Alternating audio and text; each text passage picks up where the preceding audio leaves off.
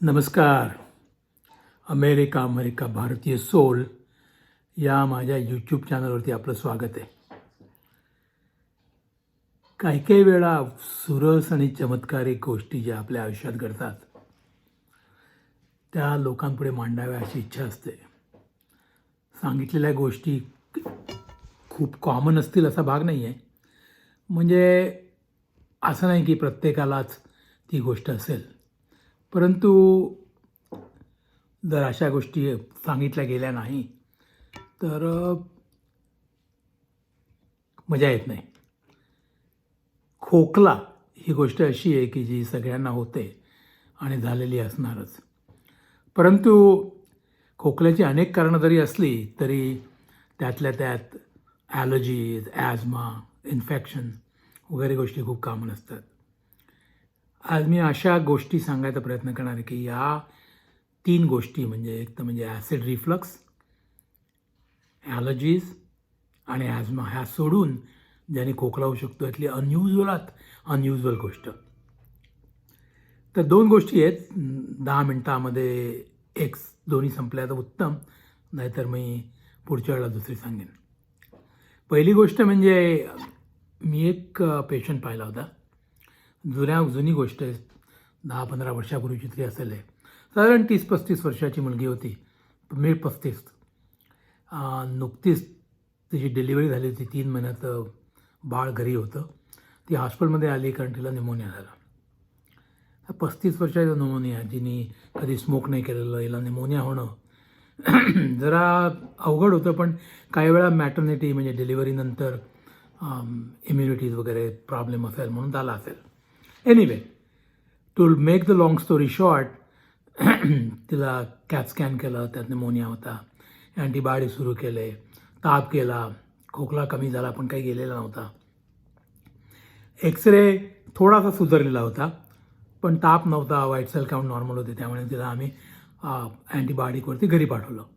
अक्षरशः 2 दिवसात ती परत आली. का तर मला अजून खोकला भयंकर आहे. तिथं पुन्हा कॅट स्कॅन केलं, पाहिलं तिला श्वासोच्छ्वास लागत नव्हता, ऑक्सिजन नॉर्मल होता, ताप नव्हता, पण खोकल्याची जी ढास लागायची ती खूपच होती. मी म्हटलं माहिती नाही आता काय करते ही बाई, कारण की मिड 35ची बाई, घरी 3 महिन्याचं पहिलंच मूल. म्हटलं स्ट्रेस झाला का काय, नवरा काही मदत करत नाही वगैरे, भानगडे काय कळत नव्हती, एवढा खोकला का. पण एनिवे, तर परत तिला अँटीबायोटिक सुरू केली आणि खोकल्याची औषध वगैरे दिलं आणि आणखीन काही आम्ही देतो ज्याप्रमाणे म्हणजे अस्थमामध्ये आम्ही इन्हेलर्स देतो ते पण तिला सुरू केलं आहे. 1-1.5 दिवस गेला असेल का 2 दिवस, मी पुढच्या फॉलोअपला तिच्या रूममध्ये गेलो. त्यावेळी ती जेवत होती. तिने गॅस घेतला आणि जोरजोरात ढास लागली. पाणी घेतलं, परत ढास लागली. बाजूलाच नवरा बसला होता. मी म्हटलं की हे काय. म्हटलं तुला काय त्रास होतो का काय. म्हटलं तुला एक घास घेते तुला लगेच ढास काय. ते म्हणे हे मला गेले 5 वर्षापासून आहे. म्हटलं काय. हो म्हणे, मी जेवताना किंवा पाणी घेतलं म्हणजे लिक्विड किंवा सॉलिड, तर I have a severe bouts of cough many times. दरवेळाच असतो असं नाही, पण बऱ्याच वेळा असतो. 35 वर्षाच्या बाईमध्ये नॉर्मली आम्ही स्वॉलो स्टडी चेक करत नाही. स्वॉलोईंग मेकॅनिझम म्हणजे थ्रोटची अशी असते की त्यामध्ये कोऑर्डिनेटेड एफर्ट असतो, ज्याने थ्रोटचे मसल्स आणि टंग आणि तोंड ह्या सगळ्यांनी तुम्ही घास किंवा लिक्विड गिळू शकता. देवाची करणी खरोखर क्रेडिटेबल आहे. तर ही चेक करायला साधारणतः असे लोक असतात की ज्यांना पार्किन्सन झाला आहे, ज्यांना स्ट्रोक झाला आहे, जे म्हातारे आहेत, ज्यांना डिमेन्शिया आहे. कारण अशा लोकांमध्ये ह्या पर्टिक्युलर मेकॅनिझमचा प्रॉब्लेम असून त्यांना फूड किंवा लिक्विड म्हणजे सॉलिड किंवा लिक्विड हे अन्ननलिकेत न जाता श्वासनलिकेत लंग्समध्ये जातात आणि त्याने त्यांना सिव्हिअर इरिटेशन होऊन खोकला होतो. याला पर्टिक्युलरला जी आम्ही टेस्ट करतो त्याला रिहॅब स्वॉलो किंवा स्वॉलो स्टडी म्हणतो. तर स्पीच थेरपिस्ट आणि रेडिओलॉजिस्ट एकत्र येऊन 3 प्रकारच्या गोष्टी देतात, लिक्विड, सॉलिड आणि सेमी सॉलिड आणि टॅबलेट. कपातनं गिळायला सांगतात, स्ट्रॉनी सक करायला सांगतात आणि अक्षरशः फोटो घेतात तुमच्या थ्रोटचा आणि ते बेरियम आतमध्ये कसं जाते ते पाहताना. आणि ह्याच्यामुळे बरेच वेळा पेनिट्रेशन होतं कॉर्ड म्हणजे वोकल कॉर्ड्सपर्यंत, परंतु आतमध्ये काही लोकांना जातं. तर मी हिचा स्टडी केला, तर हिचा स्टडी तो ऑर्डर केला. या बाईला फ्रँक ॲस्पिरेशन होतं, म्हणजे लिक्विड किंवा सॉलिड घेतले तर ते चक्क अन्ननलिकेत न जाता किंवा बऱ्याच पॉर्शन त्यांचा श्वासनलिकेत जात होता. त्यामुळे तिला खोकल्याची ढास लागत होती. 35 वर्षाच्या बाईला हे असं का व्हावं हा प्रश्न होता. म्हणजे या बाईला स्ट्रोक नव्हता, पॅरालिसिस नव्हता, हाय ब्लड प्रेशर नव्हतं. मग हे काय पार्किन्सन्स नाही, डिमेन्शिया नाही. म्हणून मी तिचा MRI ऑफ द ब्रेन केला आणि नंतर एका न्यूरोलॉजिस्टला बोलवलं होतो MRI पाहिल्यानंतर. आपण त्याला छोटा मेंदू म्हणतो, सेरिबेलम, त्याच्या बाजूला एक टॉन्सिल असतं आणि त्याचं मालफॉर्मेशन म्हणजे ते हर्निएट होतं बोकातनं, स्पाईनमधल्या बोकातनं, आणि त्यामुळे थ्रोटच्या मसल्सचं फंक्शन, कामकाज भयंकर बिघडतं आणि त्यामुळे अशा लोकांना ॲस्पिरेशन होतं. या पर्टिक्युलर गोष्टीला बट चियारी सिंड्रोम म्हणतात. त्याचे 2 प्रकार आहेत. तर या बाईला तो बट चियारी सिंड्रोम होता, ज्याच्यामध्ये सेरिबेलर टॉन्सिल वॉज हर्निएटिंग. माझ्या आयुष्यात पाहिलेल्या फक्त 2 पेशंट, त्यातली ही एक. इतर पेशंट काही निराळ्या कारणाने मी डायग्नोज केले होते. ऑफकोर्स न्यूरोलॉजिस्ट टूक ओव्हर.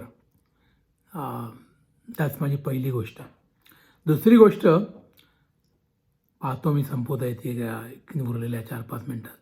यंग मुलगी, तिला एक असा डिझीज झाला ज्याला असेंडिंग पॉलिन्युरॉपॅथी म्हणतात. म्हणजे तुमच्या एखाद्या इन्फेक्शनमुळे, एस्पेशली व्हायरल इन्फेक्शनमुळे निरनिराळ्या प्रकारच्या नर्व्स, बॉडीतल्या नर्व्स अफेक्ट होतात आणि पॅरालिसिस होतो. हा पॅरालिसिस पायातनं सुरू होऊन वरती जातो, म्हणून त्याला एसेंडिंग्स म्हणतात, एसेंडिंग पॅरालिसिस, किंवा त्याला पूर्वी गियन-बारे नावाचा सिंड्रोम पण म्हणायचे. ह्या मुलीला तो झाला होता, मिड 35ची अगेन, आणि तिला इतका झाला तो त्रास की तिचे रेस्पिरेटरी म्हणजे श्वासोच्छ्वास करण्याचे मसल पण पॅरलाईज झाले. ते पॅरलाईज झाल्यानंतर तिला रेस्पिरेटरी टाकलं. ऑफकोर्स ट्रीटमेंट दिल्यानंतर ती बरी झाली. मग तिला रेस्पिरेटरवरनं काढायच्या आधी तिला ट्रेकिओस्टॉमी करायला लागली. ती ट्रेकिओस्टॉमी तिचे श्वासोच्छ्वास स्वतःला घ्यायला लागल्यानंतर ती काढून टाकली. त्यानंतर तिला खोकला सुरू झाला. ज्या लोकांनी तिची हॉस्पिटलमध्ये काळजी घेतली होती रेस्पिरेटरवरती, ट्रेकिओस्टॉमीची वगैरे वगैरे, त्या लोकांकडे ती थोडे दिवस जात होती, परंतु खोकला काही बरा होत नव्हता, म्हणून ती माझ्याकडे आली. मी पाहिलं, तिचं कॅप स्कॅन केलं, तिचं ब्रिदिंग टेस्ट केली. माइल्ड ॲझमा होता. मी तिला रेग्युलर इनहेलर सुरू केले. थोडा फरक पडला, पण बराच प्रॉब्लेम होता.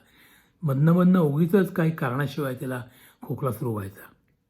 यंग मुलगी होती, ती म्हणे की काय मला कळत नाही, काहीतरी कारण असणार. मी म्हटलं ठीक आहे, मी पाहतो. तर कॅप स्कॅनमध्ये काहीच निघालं नव्हतं. ब्रिदिंग टेस्टमध्ये माइल्ड ॲझमा टाईप आलेलं होतं, पण त्याची ट्रीटमेंट देऊन तिला काही फरक पडला नव्हता.